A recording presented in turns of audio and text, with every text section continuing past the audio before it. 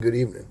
Not sure if you guys had heard, but Donald Trump has come out and said he wants to reopen Alcatraz. It's an ancient prison they used to have on the coast of, I believe, San Francisco. They closed it in '63.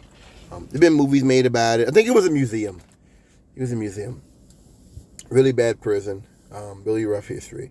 And there was some movie about, I guess, people who had escaped it and they never found the bodies. So there's always been this lore in California that maybe they escaped and maybe they didn't. And there was even a movie made called The Rock. Good movie. I had on VHS with Nicolas Cage and Sean Connery. That people in special forces they felt that the U.S. government had turned its back on the veterans, on people that fought in special ops. And they had like a nuke in Alcatraz.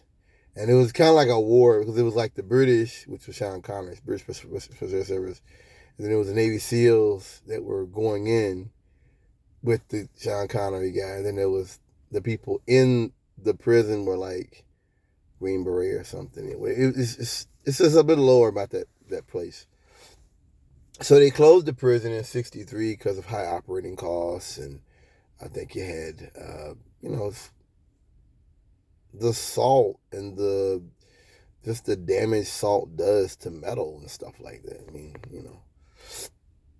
So now Donald Trump wants to reopen this prison that was closed over 50 years ago. He's been talking about cutting costs. That a big part of Donald Trump's administration is cutting costs, saving money and everything. I'm confused. How does reopening a prison that was closed over 50 years ago, because back then it was high operating costs.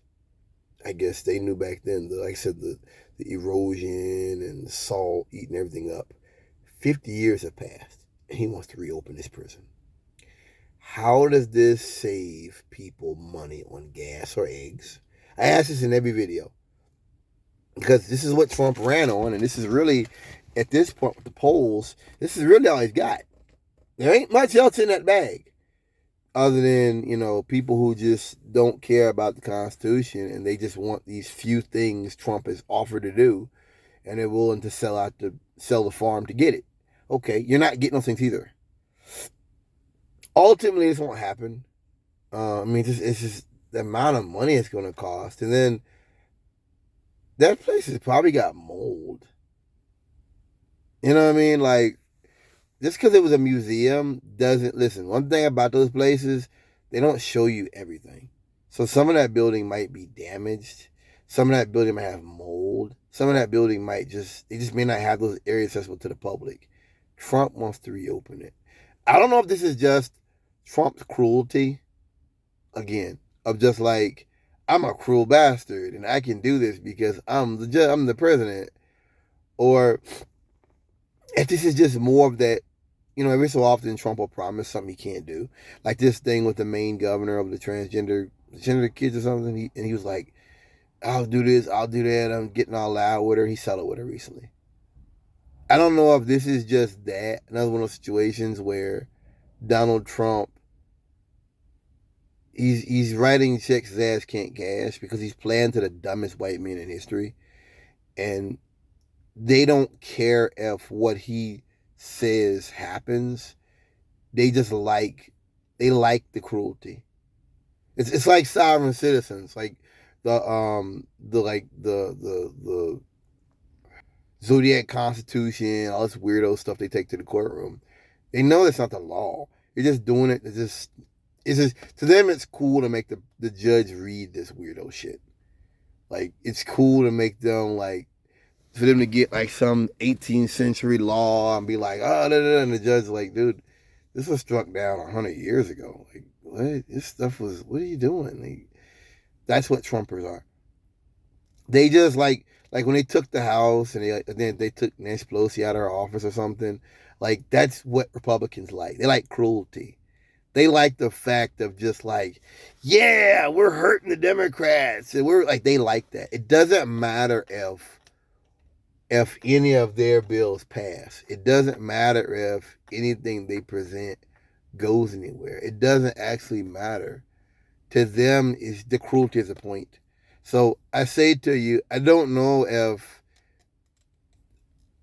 this is just like the idea, because there's cruelty in this, man. I mean, whether it be him sending people to a third world dungeon to be raped and murdered, or without due process, or whether it's, hey, let's open up Alcatraz. Like, I don't know if it's just that same mindset of like, this is how we deal with we don't like, is by not just imprisoning them, but actually like putting them in hellhole, like literal hellholes on Earth. I don't know if it's that, and it's like, yeah, we get to humiliate our enemies, like, you know, like some Clockwork Orange stuff. We humiliate our enemies. Like, I don't know if it's that, or if it's just him playing the white people who just don't. They just they're in this whole game of like Trump's fighting for white people and he's fighting for Christianity, and that they don't care about what he does. They care about what he can do for them in the short term. I don't know which one this is, but either way, like, it doesn't make him look tough.